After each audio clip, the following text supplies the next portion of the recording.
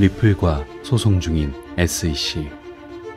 그들은 내부적으로 무너져 내리고 있습니다. 그리고 그와 동시에 추진되는 거대한 흐름을 파악해야 합니다. 경제적 자유를 향한 당신의 선택이 틀리지 않은 이유. 그 핵심은 이것입니다.